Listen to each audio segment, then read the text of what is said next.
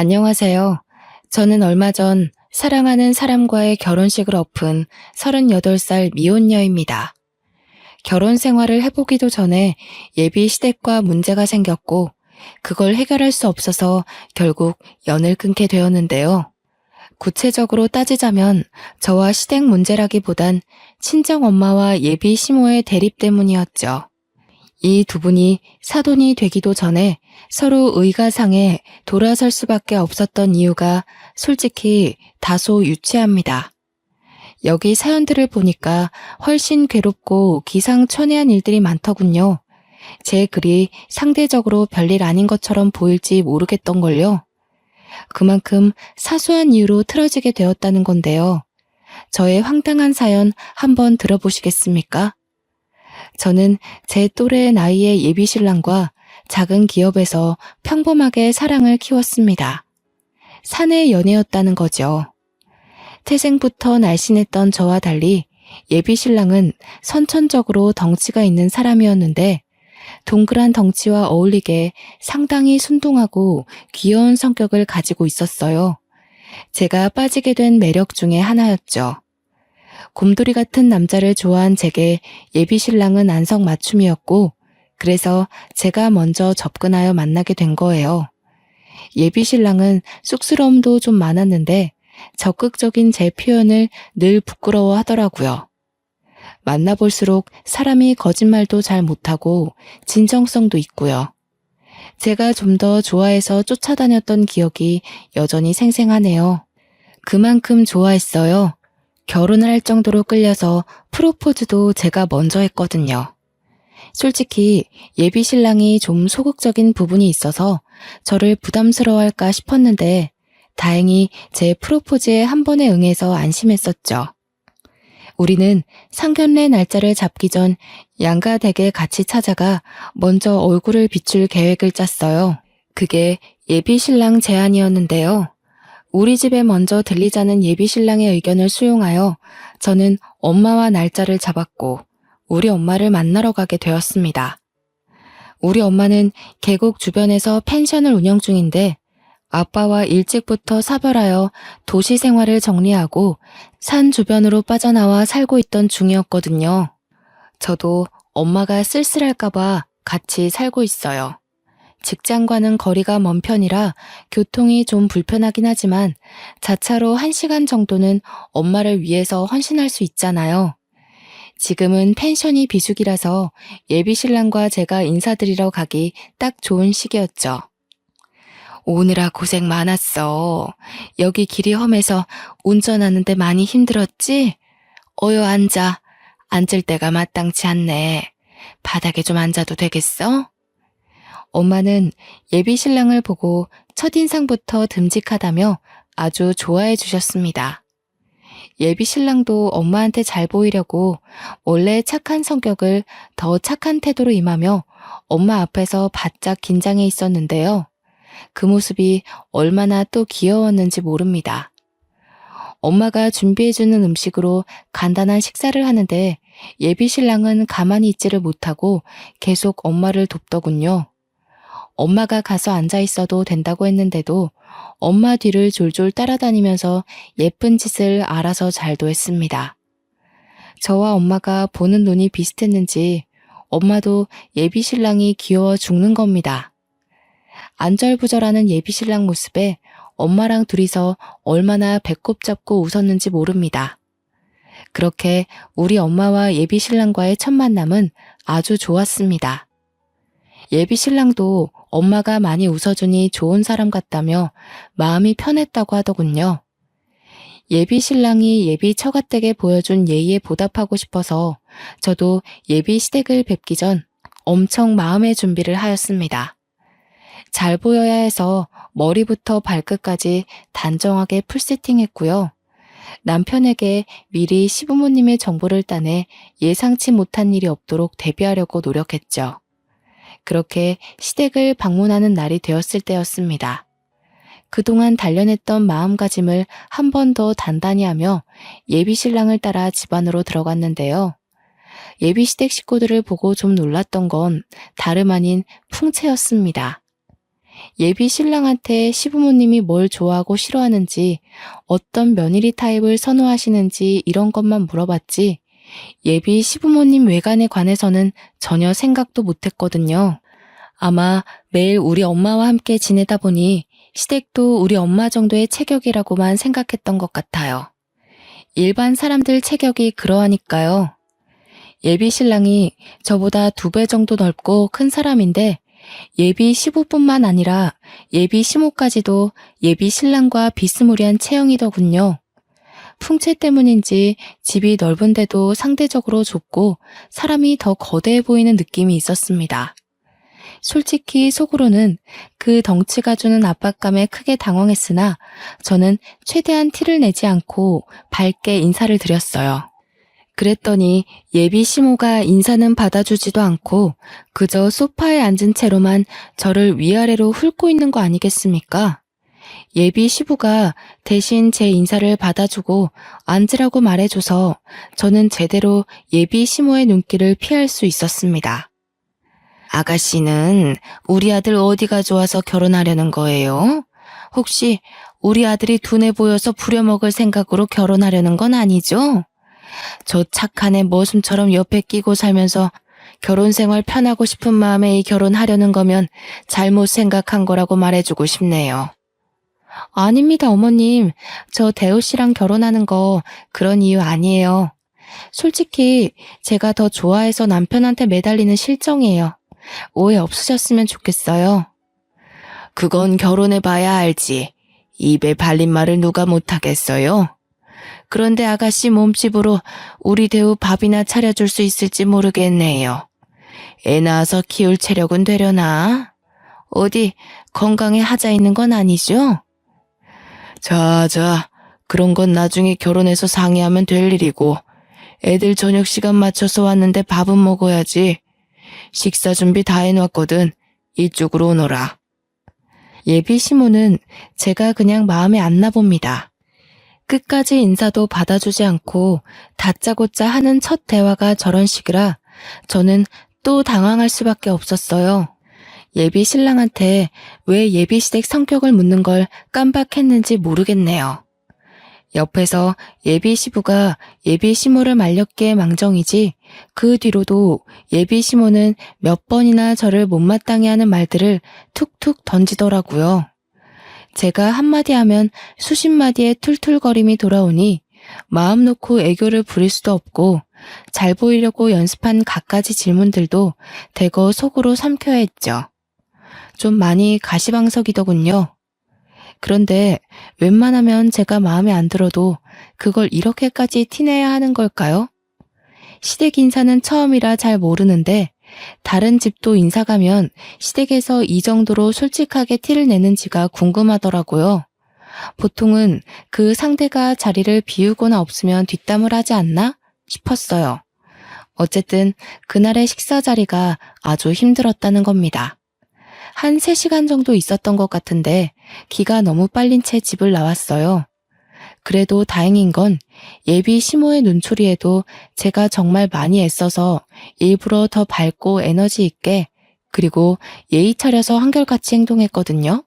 그랬더니 예비 시모의 경계가 조금 풀린 게 느껴지더군요. 집을 나서기 전에 작별 인사를 하는데 예비 시모가 운전 조심하라고 인사를 해주길래 그제야 저는 긴장했던 마음이 씻은 듯 내려갔습니다.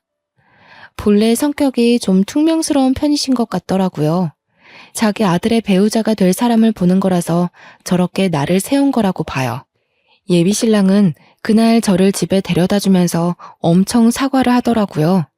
식사하는 내내 눈치를 보더니 자기 엄마 성격을 말 못해준 게 미안해서 그랬나 봅니다.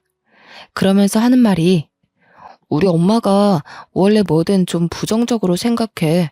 다 의심하고 불평하고 좀 그래. 미안해. 미리 말해줬어야 했는데. 당황스러웠지? 너무 상처받지는 말았으면 좋겠어. 엄마가 말을 예쁘게 못해서 그렇지. 계속 지내다 보면 자기한테도 시엄마로서 잘할 거야. 괜찮다니까 그러네. 이런 사람들 있으면 저런 사람들도 있는 거지. 나도 직장 생활 해봐서 알잖아. 그런 분들은 자기도 모르게 나오는 행동들이라서 다 이해해. 어머님도 본래 그런 분은 아니신 것 같던데. 우리 나올 때 인사 받아주는 거 못 봤어? 이런 식으로 차근차근 풀어가면 될 거야. 저와 예비 신랑은 끼리끼리 만난다는 말을 많이 들었는데요. 예비 신랑 인품이 순둥한 것처럼 저 또한 배려심 깊고 마음 따뜻하다는 칭찬 많이 들었어요. 이런 제 성품은 온전히 엄마로부터 물려받은 성격이라고 해도 과언이 아닌데 엄마가 늘상 입버릇처럼 제게 하던 말이기 때문에 이렇게 이해심 깊은 사람으로 자랄 수 있었던 거예요. 니네 아빠가 늘 하는 소리가 있는데 절대 사람을 겉모습 보고 판단하지 말라는 거야. 이런 사람이 있으면 저런 사람이 있고 이렇게 생긴 마음이 있으면 저렇게 생긴 마음도 있을 수 있는 거지. 내가 이해할 수 없는 사람이라고 해서 그 사람을 나쁘다고 할 수는 없어. 세상에서 제일 나쁜 사람이 어떤 사람인 줄 아니? 나의 소중한 것을 함부로 여기는 사람. 아빠라는 사람은 제가 너무 어릴 때 돌아가셔서 어떤 사람인지 잘 몰라요. 늘 엄마 입으로 들어서 아빠는 이런 사람이구나 하고 이미지를 상상했을 뿐이었죠. 제 생각이 맞다면 아마 아빠도 엄마처럼 좋은 사람이었을 거라고 봅니다. 양가 댁을 다녀오고 난 후 바로 다음 달 저희는 상견례를 잡기로 했습니다. 어차피 결혼식은 연말이었고 다른 준비는 차차 하면 되었거든요. 어른들께 인사드리는 건 최대한 빨리 하는 게 예의라고 보고 서로 날짜 되는 날을 찾다 보니 다음 달이 가장 빨랐죠. 저희는 양가 부모님께 약속 정보를 알려드린 후 분위기 괜찮은 일식집에서 상견례를 하게 되었습니다. 저희 엄마는 펜션을 운영하기 때문에 평소 편한 옷차림만 즐겨 입었는데 이번에 상견례를 위해 제가 옷 한 벌 맞춰줬는데요. 엄마랑 같이 손수 백화점까지 가서 구매한 브랜드 옷인데 그 옷을 입어봤을 때 직원들이 저희 엄마 보고 모델 같다고 너무 날씬하고 예쁘다고 엄청 칭찬해 주더라고요. 제가 봐도 엄마는 참 곱게 나이가 드셨어요. 험한 펜션 일을 하는데도 피부가 고우시고 주름도 나이에 비해 적었거든요. 외가 쪽이 대부분 다 피지컬이 좋은데 이런 것도 유전인가 봐요. 저도 엄마를 닮아 옷에 좋다는 소리는 좀 듣고 살았답니다. 엄마는 오랜만에 걸쳐보는 예쁜 옷을 입고 좋아라 했어요. 아무리 편한 옷을 선호한다고 해도 엄마도 여자잖아요. 우리 여자들은 예쁜 옷 보면 설레는 희한한 DNA가 있지 않습니까? 비록 이 예쁜 옷을 한번 입고 말지 모르나 저와 직원들이 진심으로 칭찬하자 엄마는 기분 좋아서 그 옷을 골랐죠. 칭찬받는 걸 쑥스러워하는 엄마가 문득 소녀같이 예뻐서 저까지 기분이 좋았던 쇼핑이었습니다. 예비 시댁의 경우도 저희와 비슷한 형편으로 평범하게 산다고 들었는데요. 그날 상견례 자리에서 본 예비 시모의 모습을 아직도 잊을 수가 없어요. 단정하게 연분홍색 투피스를 입은 엄마와 달리 예비 시모의 차림새는 분에 넘치도록 엄청 화려했거든요. 처음에 보고 인사드리는 것도 깜빡했을 정도로 엄마와 저는 잠깐 넋을 놓았습니다. 보통 상견례에서 삐까뻔쩍하게 하고 나타나진 않지 않나요? 예비 시모는 누가 봐도 나 돈 많아요. 이런 걸 티내고 싶은 사람처럼 입고 왔더라고요. 상견례 복장에 정답은 없다만 다소 당황스러웠어요. 예비 신랑도 외동, 저도 외동이라 상견례 자리는 꽤 단촐했습니다. 그래도 장소가 장소인지라 휑한 분위기는 아니었어요. 그렇게 바로 음식들이 들어오고 약간은 어색한 관계에서 예비 시부의 말로 자연스레 물꼬를 텄습니다. 펜션을 한다고 들었습니다. 성수기가 지나서 지금은 쉬엄쉬엄 하고 계신 거지요? 그것도 성수기 되면 만만하게 볼 게 아니더라고요. 아, 예. 지금은 좀 괜찮은데 성수기 때는 정말 말도 못해요. 계곡 오는 사람들이 얼마나 많은지 매년 놀란다니까요. 언제 한번 펜션 놀러 오세요. 제대로 대접하겠습니다. 예비 시부와 엄마는 사돈끼리 주고받을 만한 안부를 전하면서 조금은 어색한 기운을 거두려 애썼는데요. 정확히는 예비 시모 빼고 모두가 자리의 분위기를 위해 서로 조심하고 있었죠. 그러나 예비 시모가 뛰어들면서 상견례의 잔잔한 분위기가 큰 파동을 치기 시작했습니다. 이제 뭐 식구가 될 사이니까 한마디 해도 되겠지요, 사부인? 처음 볼 때부터 느낀 건데 우리처럼 나이 있는 사람들은 이렇게 어느 정도 풍채가 있어야 해요. 그렇게 말하면 없는 사람 소리 들어요. 저는 순간 이게 뭔 의미인가 싶었어요. 그건 엄마도 마찬가지인 것 같더라고요. 엄마가 대답을 않고 예비 시모의 말뜻을 최대한 좋게 돌려서 생각하고 있는데 예비 시모의 말이 바로 뒤따랐습니다. 딸도 삐쩍 말라서 애 낳을 힘이나 있는지 모르겠다고 생각했는데 사부인 보니까 집안이 다 이렇게 빈약한가 보네요. 세약이 될 애야 뭐 아직 젊으니까 감안할 수 있지만 안사돈께선 신경 좀 쓰셔야겠어요. 요즘엔 다 늙은 사람이 살없이 그렇게 홀쭉하면 뒷소리 나와요. 아, 펜션 비수기라서 장사가 좀 어려우신 거예요? 힘들어서 그러신가? 예비 시부가 말려서 예비 시모가 입을 다물긴 했다만 예비 시모가 우리 엄마 몸매를 지적했다는 건 이 공간 안의 사람들이 전부 이미 명확히 들은 사실이 아닙니까? 우리 집안이 그렇게 막 마른 체형은 아닌데 예비 시댁과 함께 있으니 상대적으로 우리 집안이 삐쩍 말라 보이긴 했어요. 그렇다 해도 첫 만남에 이런 노골적인 멘트는 좀 실례 아닌가요? 그보다 예비 시모보다 저희 엄마가 한 살 더 많거든요. 나이로 유치하게 굴고 싶지 않은데 예비 시모가 매너 없이 나오니까 제 마음이 약간 삐뚤어지더군요. 아니나 다를까 예비 시모 빼고 예비 신랑과 예비 시부는 이미 가시방석인 표정이더군요. 제가 예비 시모 성격을 이미 알기도 했고 예비 신랑한테 들은 게 있으니 이해하고 넘기긴 했는데요. 그래도 우리 엄마를 향한 지적이다 보니까 마음이 계속 불편하더라고요. 저는 아빠 없이 엄마랑만 단둘이 이 나이까지 살았어요. 제게 엄마는 소중한 순위를 매길 수 없을 만큼 제게 전부인 사람이라고요. 또 엄마가 그랬잖아요. 가장 나쁜 사람은 나의 소중한 것을 함부로 대하는 사람이라고. 그 당시 그런 말이 왜 떠올랐는지 모르겠다만 제 기준 나쁜 사람이 예비 시모인 것만 같은 마음이 들었어요. 그래도 참았습니다. 일단은 엄마가 참고 있기도 했고 이 상황을 불편해하는 예비 시부와 예비 신랑의 입장을 생각해서였죠. 제가 좀 말랐죠? 선천적으로 살이 안 찌는 타입이라서요. 그래도 옷 살 때 직원들이 모델 같다고 칭찬을 해주던걸요. 그런 거 보면 이만해도 다 살아갈 만한 것 같아요. 어머나, 그걸 믿으세요, 사부인? 아이고, 순수하기도 하셔라. 그런 건 다 옷 팔기 위한 상술이죠.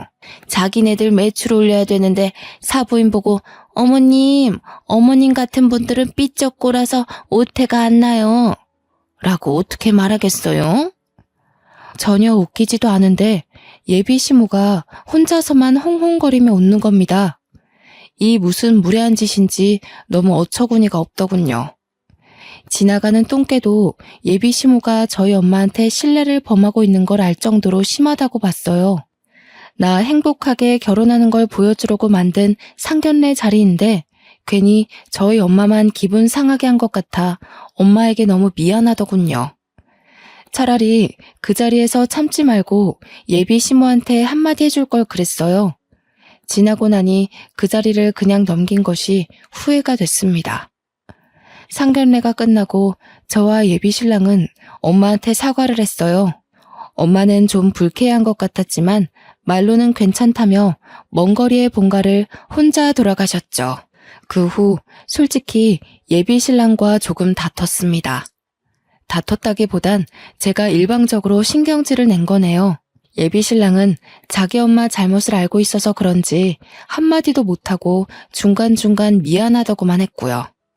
그러고 나서도 예비 시모한테서 근근한 시비가 있었지만 저와 예비 신랑의 결혼 준비는 무탈하게 계속 진행되었습니다. 예비 시모가 벌써부터 불편했으나 아직은 예비 신랑을 많이 사랑했기 때문이었죠. 웬만해선 예비 시모와 엄마를 마주치게 안 하고 싶었는데 결혼식에 입을 양가 부모님 옷을 선물로 드리려다 보니 어쩔 수 없이 또 한 번 만남을 가지게 되었는데요. 저는 이런 날을 만든 걸 지금도 뼈저리게 후회하고 있어요. 이날만 아니었다면 저희 엄마가 변을 당하는 일은 없었을 텐데 말입니다. 엄마는 이번에 롱치마와 가디건의 일상복을 입고서 서울로 왔고 예비 시모는 또 졸부처럼 한껏 치장하고 왔더라고요. 첫 만남으로 집에 인사 갔을 때만 해도 저희 엄마와 비슷한 류의 옷을 입고 있어서 몰랐는데 예비 시모는 밖에 나올 때마다 일어나 봅니다. 그게 또 낙인가 보다 하고 넘기려고 했는데 아니나 다를까 예비 시모가 또 참지 못하고 저희 엄마를 보고 입을 놀리는 겁니다. 각자 엄마 옆에서 나란히 걷고 있던 우리도 당연히 들을 수밖에 없었는데요. 어머, 사부인, 옷이 그게 뭐예요? 안 그래도 홀쭉한 사람이 그렇게 추리한 옷 입으니까 정말 없어 보이잖아요. 제가 지난날 뭐라고 했습니까? 우리처럼 늙은 사람들은 살집이 있어야 한다니까요. 예, 압니다. 그런데 뭐 보이는 게 중요한가요? 안사돈께서도 아실 거 아니에요? 우리 정도 되면 젊은 애들이랑은 달라서 혈액순환이 크게 중요하잖아요. 몸이 갑갑하면 좀 불편해서 저는 이런 편한 옷이 좋네요. 저희가 목적지에 도착할 때까지 예비 시모는 계속 자신과 우리 엄마를 비교하면서 엄마의 외관을 계속 지적질했습니다. 그걸 듣고만 있는데 한 번씩 화가 나더라고요. 솔직히 예비 시모 몸매가 누구를 지적할 만큼 훌륭하지 않거든요. 자꾸 우리 엄마 보고 말랐다고 뭐라 하는데 예비 시모야말로 그 몸집이면 비만 클리닉에 등록해야 할 정도라고요. 저와 엄마는 일이 커질까봐 참고 있는 거지 절대 예비 시모의 말이 맞아서가 아닌데 예비 시모는 끝을 모르고 자꾸 자기 몸매를 내세우기만 했어요. 왜 자꾸 고나리질을 저희 엄마한테 하는 건지 도통 예비 시모의 의중을 모르겠더군요. 저는 예비 시모 말이 듣기 싫어서 엄마를 데리고 여성 정장을 보러 들어가 버렸습니다.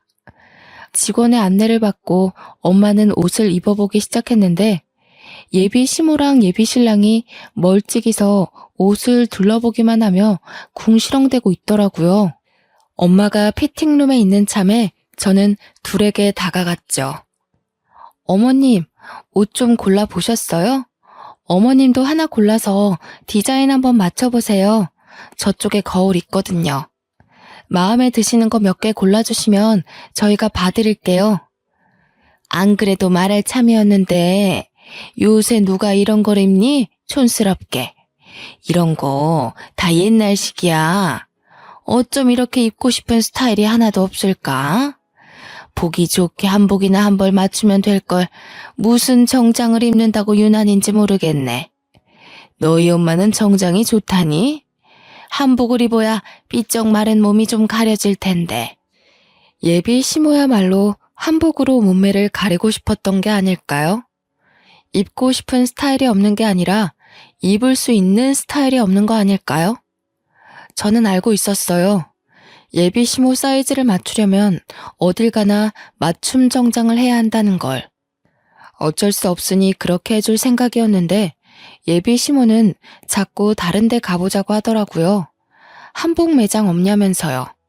그래도 한 번 더 꼼꼼히 골라보라고 겨우 어르고 달래고 있었는데 마침 저희 엄마가 피팅룸에서 나왔더군요. 직원들이 먼저 보고 난리가 난 바람에 저희도 다 돌아보게 되었어요. 어머님, 완전 모델이세요. 비율 너무 좋으십니다. 어머님 나이에 이런 세련된 감각 소화하기 쉽지 않은데 어쩜 이렇게 오태가 좋으세요? 정장 개통해서 딱 원하는 비율이세요. 멀리 있는데도 저희 엄마를 향한 이런저런 칭찬이 자자하더군요. 저도 어디 가서 옷에 좋다고 칭찬은 들어봤는데 저런 식으로 직원들이 한꺼번에 모여 칭찬을 하는 경우는 처음 봤습니다. 저도 당황스러웠는데 같이 있던 예비 시모는 오죽했을까요? 뭐 당황스럽기만 했던 건 아닌 것 같더군요. 여기 직원들도 보는 눈이 영 저렴하네. 모델은 무슨 딱 봐도 상술이구만. 네 엄마 아직 멀었다 얘. 내가 그렇게 조언을 해주면 뭐하니? 저런 가벼운 상술에 또 좋다고 넘어가고 있는데. 그만 다른 데 가보자 아들. 그런데 예비 신랑도 하얀 정장 입고 있는 우리 엄마 보면서 깜짝 놀라느라 자기 엄마의 말을 못 들었던 겁니다. 저는 예비 신랑의 이런 솔직하고 순수한 면이 좋았거든요. 이런 성격이 가족이라고 예외는 아닌가 봅니다. 어머님 진짜 아름다우시다. 자기가 어머님 닮아서 날씬하고 예쁘구나. 나 저렇게 고운 분 처음 봤어. 옷이 날개라더니 어머님 같은 분이 걸치니까 완전 소녀 같네. 예비 신랑의 순수한 표현이 너무 진심으로 와닿아서 저는 웃음이 터져버렸습니다. 그런데 예비 시모는 아들마저 저희 엄마를 칭찬하니 더 화가 났는지 다짜고짜 그 큰 덩치로 옷 사이를 헤집고서 저희 엄마한테 가더라고요. 느닷없이 주위의 직원들을 밀어내더니 언성을 높였습니다. 사부인, 나니까 솔직하게 말해주는 건데 정말 빈티나 보이니까 빨리 벗어요. 이렇게 나갔다간 누가 흉 볼까봐 겁나네. 내가 옷 파는 사람들 믿지 말라고 했죠? 얼른 나와요. 한복 보러 가게. 네? 다들 예쁘다고 하는데 왜 그러세요? 안사돈, 저는 이 옷이 너무 마음에 드는데요. 안사돈은 한복으로 하세요. 저는 다른 색상도 몇 개 입어보고 정장으로 할까 싶네요. 못 산다 못 살아. 제가 이런 거 다 상술이라고 했잖아요. 다 큰 어른이 그런 말도 못 거르고 어떻게 살아왔대요? 멀리서 애들이랑 지켜보는데 애들이 차마 말을 못하는 것 같길래 제가 나서서 알려주는 거라고요. 얼른 갈아입고 나와요. 이봐요 안사돈. 적당히 하세요. 차라리 질투가 나면 난다고 얘기를 해요. 안사돈께서 덩치가 크시니까 제 옆에 있을 때 상대적으로 더 거인 같아 보여서 이러시는 거 아닙니까? 저도 사람 볼 줄 아는데요. 부러워도 부럽다고 말 못하는 사람들이 딱 이럽디다. 다 늙은 사람이 유치하게 아직도 이런 걸로 시기를 해요? 뭐라고요? 거인? 무슨 그런 막말을 하시는 거예요? 빈약해서 병자 같은 게 뭐 예쁘다고 제가 부러워하겠어요. 착각도 유분수지. 내 어이가 없어서 정말. 아무리 그래도 우리 이제 2번밖에 안 본 사이인데 무례가 심하네요, 사부인. 제가 하고 싶은 소리네요. 서로 조심해야 할 사이에 왜 이렇게 선없이 구세요? 왜요? 안사돈은 어디 가서 오태 난다는 소리 못 들어봤는데 이런 거 처음 봐서 신기해요? 제발 저까지 유치해지게 만들지 마세요. 어머 본색 드러내는 것 좀 봐. 살집 없어서 쭈글쭈글해질 사람 신기하고 말고 할 게 뭐 있다고. 그리고 제가 언제 선없이 굴었나요? 사부인이 선이 없는 거겠죠.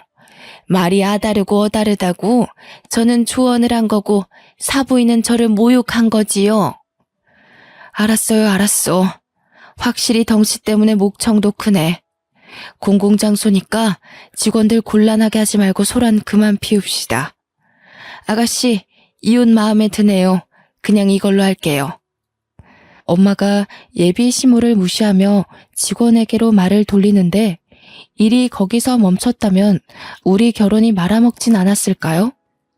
예비 시모는 쪽팔렸던 건지 억울했던 건지 얼굴을 확 붉히면서 자기를 돌아선 엄마의 어깨를 밀어버렸습니다.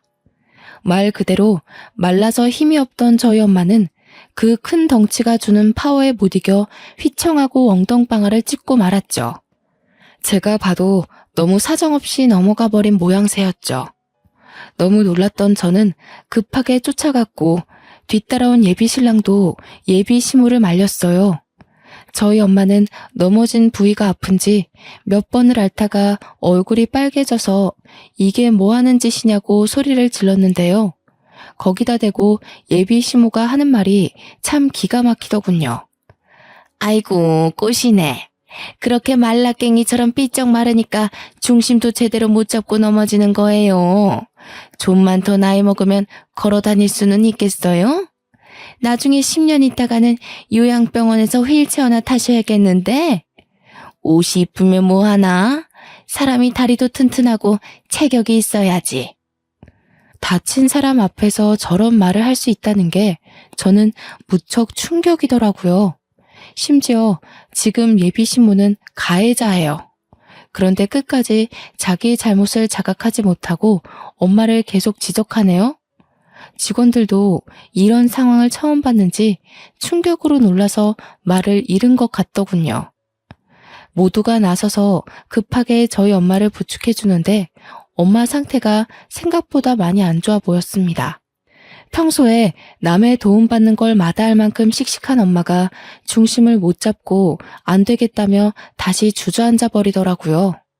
꼬리뼈랑 허리가 너무 아프다고 하는데 다리에 힘이 쫙 빠져서 나중에는 앉아있는 것도 못하고 들어 누우셨습니다.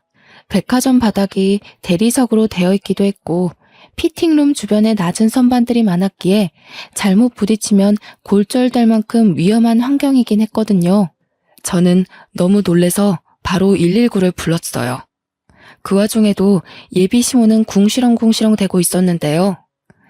아이고 사부인, 오바 좀 하지 마세요. 그런 방법으로 나 한번 이겨 먹어보겠다고 그러는 것 같은데 산구석에서만 살아서 잘 모르나 봐요. 그런 것도 다 옛날식이에요. 좀 그만하세요, 어머님. 사람 다쳤는데 그런 식으로밖에 말씀 못하세요? 어머님 때문에 저희 엄마 다친 거잖아요. 어머님 덩치가 그렇게 사정없이 밀어버리면 세상 어느 사람이 안 다치겠어요? 도무지 참을 수 없어서 저 한마디 했거든요. 예비 시모가 제 버르장머리까지 논하면서 뒷목을 잡더군요. 그때 머지않아 구급대원 들어와서 엄마를 살피며 들것에 실었어요. 함께 있던 예비 신랑은 얼굴이 새하얗게 질리더니 지 엄마 등짝을 퍽퍽 때리는 겁니다. 예비 시모도 그때는 조금 큰일인가 싶었는지 구급대원한테 뭐냐고 진짜 다친 거냐고 슬쩍 묻는 겁니다. 저는 따라오겠다는 예비 신랑한테 화를 내면서 너네 엄마나 챙겨서 집에 가라고 해버렸습니다. 그렇게 근처 대학병원 응급실에 급하게 왔는데요. 엑스레이랑 간단한 검사를 마치고 의사를 대면했는데 의사가 꼬리뼈 골절이라고 하네요. 근육도 놀래서 이완주사랑 함께 약도 처방해주고 통증도 심할 테니 입원하고 누워만 있는 게 좋겠다고 해서 당일 입원 수속도 밟았습니다. 그리고 정신없어서 몰랐는데 엄마 머리까지 혹이 생겼더라고요. 아마 넘어질 때 머리도 부딪힌 것 같았어요. 그래서 추가로 MRI 검사까지 마쳤습니다. 그런데 저희 엄마가 진통제를 맞아도 꼬리뼈를 너무 아파해서 그 부분을 여쭤봤더니 의사는 아무래도 선천적으로 뼈가 약한 분이다 보니 충격에 더 영향을 많이 받았을 거라고 나중에 경과보고 수술이 필요할 수도 있다고 하지 뭡니까. 저희 엄마 정말 건강하게 지내셨거든요. 혹시 자기가 저한테 짐이라도 될까봐 늘 건강관리를 해오시던 분이었어요. 한 번도 수술대 근처를 갈 일이 없던 게 저희 엄마인데 생판 남이나 마찬가지인 예비 시모 때문에 엄마 건강에 적신호가 생겼다고 하니까 참을 수 없이 화가 나더군요. 주체할 수 없는 분노에 예비 신랑한테 당장 전화했습니다. 우리 엄마 꼬리뼈 골절됐어. 넘어지면서 행거 쪽에 머리 부딪히는 바람에 혹도 생겼다고. 나 더는 못 참겠거든? 우리 엄마 이렇게 만든 사람 심으로 모실 생각 없고 너랑 결혼 안 할 거니까 네 엄마한테 전해. 폭행죄로 고소할 테니까 경찰서 갈 준비하라고. 자기야, 제발 진정해. 내가 잘못했어. 우리 엄마가 그렇게까지 나갈 줄 몰랐는데 미안해. 내가 진작에 막았어야 하는데. 아니, 장모님이랑 뵙기 전에 내가 엄마한테 주의를 줬어야 하는 건데. 다시는 우리 엄마가 장모님한테 아무 소리 못하도록 만들게. 제발 결혼 안 하겠다는 말은 하지 마. 내가 너를 몰라서 하는 소리겠어? 넌 네 엄마한테 꼼짝 못해. 지난번에 보니까 니네 아빠도 니네 엄마한테 꼼짝하시던데? 내가 뭘 믿고 그 집안에서 살겠어. 차라리 나를 다치게 하지. 난 우리 엄마 손대는 사람이랑 더는 상종하고 싶지 않아.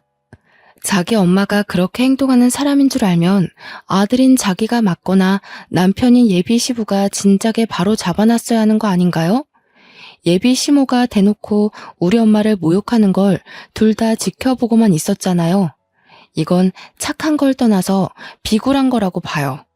저딴 식으로 남들한테 피해주면서 자기의 자존심 세우는 인간 말종인 아줌마나 그걸 말리지 못해 전전긍긍하며 기죽어 사는 남편이나 그걸 그대로 보고 자랐을 아들이나 다 결국엔 같은 근본일 거란 생각이 들더군요. 저도 저지만 저희 엄마를 저런 집안과 사돈 맺게 할 수 없었습니다. 저는 엄마한테 쉬고 있으라고 한 뒤 백화점에 찾아가서 아까 매장 CCTV 영상 좀 보여달라고 했어요. 마침 사각지대도 아니었고 백화점이라서 CCTV 구도가 다방면으로 잘 되어 있더라고요. 그 화면에는 예비 시모가 우리 엄마 어깨를 밀어버린 게 적나라하게 나와 있었고 저는 그대로 휴대폰으로 찍어서 경찰서에 신고해버렸습니다. 폭행죄로 신고했더니 예비 시모는 조사받는 중이고 함께 따라온 예비 신랑은 저를 보자마자 무릎 꿇고 사정을 하기 시작하더군요. 자기야, 내가 이렇게 빌게. 제발 우리 엄마 좀 살려줘. 내가 평생 장모님 모시면서 효도할게. 우리 결혼하면 친정 가서 지내자, 응? 한 번만 더 장모님 소리 하기만 해봐. 당신 입에서 장모님 소리 들으면 네 엄마가 내 시엄마 된 기분이라서 별로거든? 제가 왜 봐줘야 합니까? 감히 우리 엄마를 다치게 했는데. 이게 무릎 한번 꿇는다고 될 일인가요?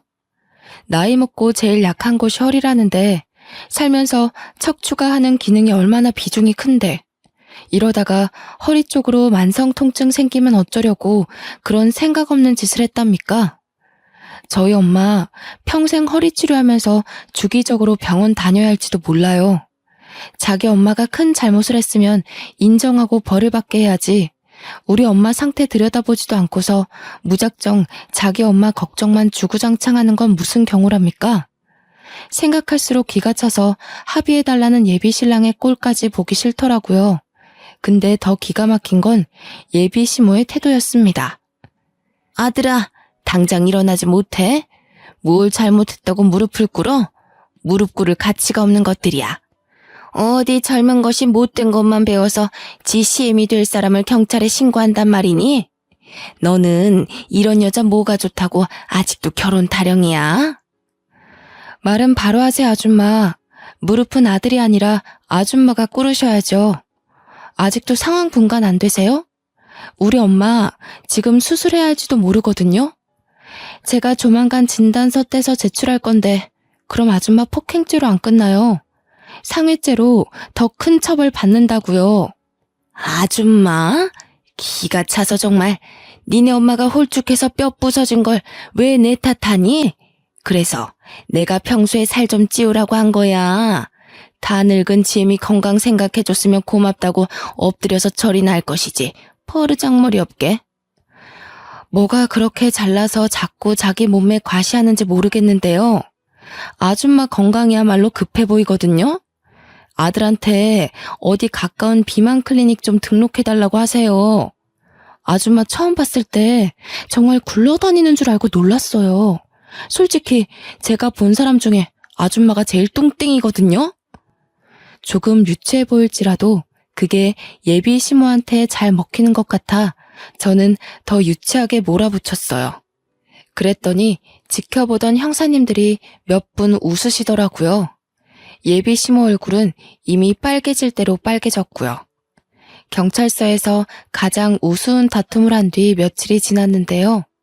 제가 엄마 간병하는데 일주일이나 지나서야 예비 신랑이랑 예비 시모랑 예비 시부가 사과하기 위해 얼굴 비추러 왔더군요. 그동안 일부러 오라고 독촉도 안 했어요. 어차피 고소 취할 생각도 없고 제가 굳이 나서서 골칫거리를 끌고 올 필요가 없었으니까요.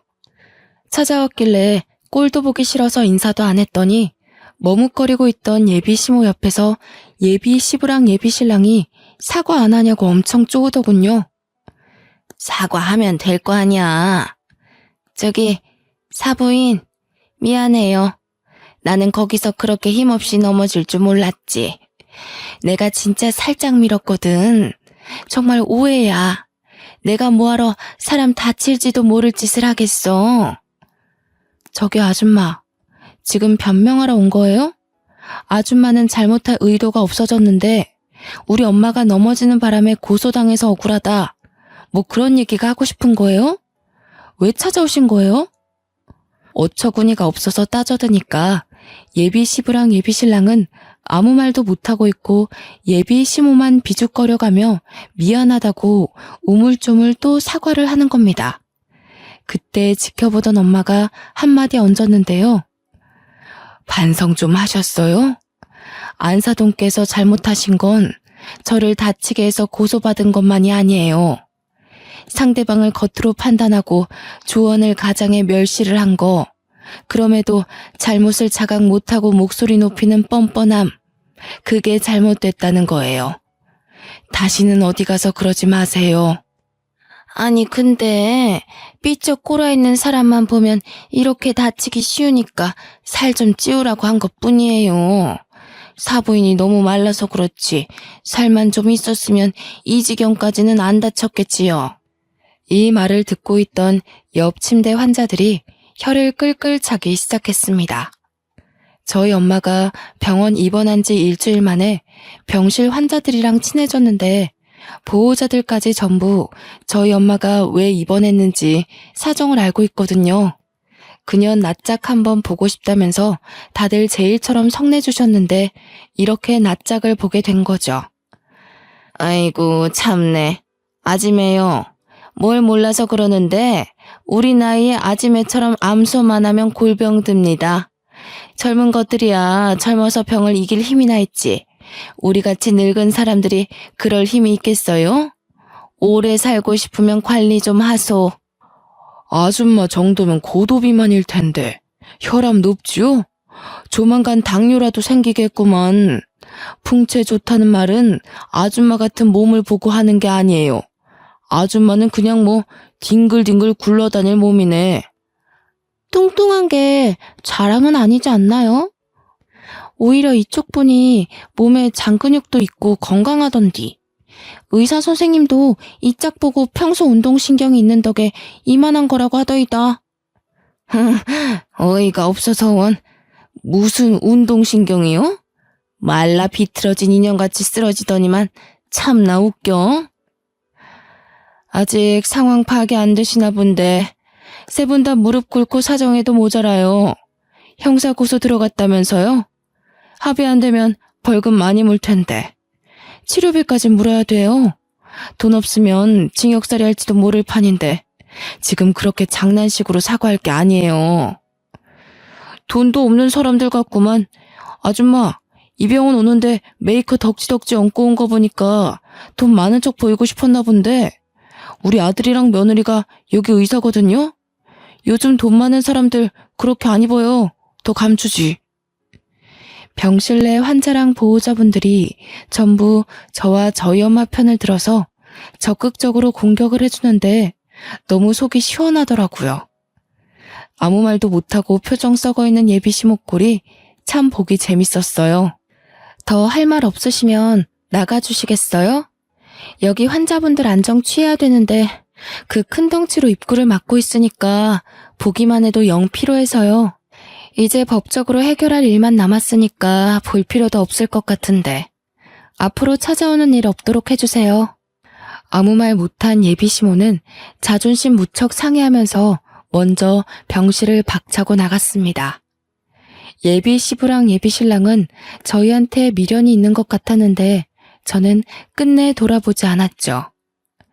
저런 아줌마가 제 시모가 되었을 생각만 하면 자다가도 벌떡 일어날 지경이에요. 결혼이란 거 남편 하나 보고 할 수 있다고 생각했는데 역시 결혼은 집안 문제였네요. 그 후로도 저희 엄마는 한 달 넘게 입원 중입니다. 치료비가 점점 늘어나니까 그쪽에서도 안 달랐는지 하루에 한 번씩 전화와서 합의금 점점 높여 부르더라고요. 절대 합의해줄 생각 없어요. 저희 엄마 허리가 하루아침에 일이 망가졌는데 그깟 돈으로 상황 무마시키는 건 말이 안 되니까요. 잘못을 했다면 그 대가가 얼마나 무서운지 느껴봐야 다시는 이런 짓 안 할 거 아닙니까? 진심으로 반성해도 봐줄까 말까인데 돈이면 다 되는 줄 아는 저 신보도 참 마음에 안 드네요. 합의고 뭐고 10년이 걸려도 안 해줄 생각입니다. 제 사연 읽어보니 어떠신가요? 다소 아이들 싸움 같기도 하죠. 저도 예비 시모 같은 유치한 사람 처음 봤거든요. 지나서 생각하니까 이젠 헛웃음이 나오네요. 만약 우리 엄마가 그런 사람이었다면 어디 얘기하기도 쪽팔렸을 거예요. 저주하는 건 아니지만 그 집이 어디와 사돈 맺는 일은 없었으면 좋겠어요. 상대 며느리 집 망할 일 있나? 현재는 엄마는 펜션을 잠시 접고 서울에 전세 하나 얻어서 저와 같이 살고 있습니다. 허리 때문에 무리한 일은 잠깐 쉬기로 했거든요. 엄마 허리가 최대한 나을 때까지 제가 잘 보필하며 지내고 있어요. 다들 사랑에 눈 멀어서 이상한 사람 걸을 수 있는 기회를 놓치는 그런 짓은 하지 마세요. 지금까지 제 사연 읽어주셔서 감사합니다.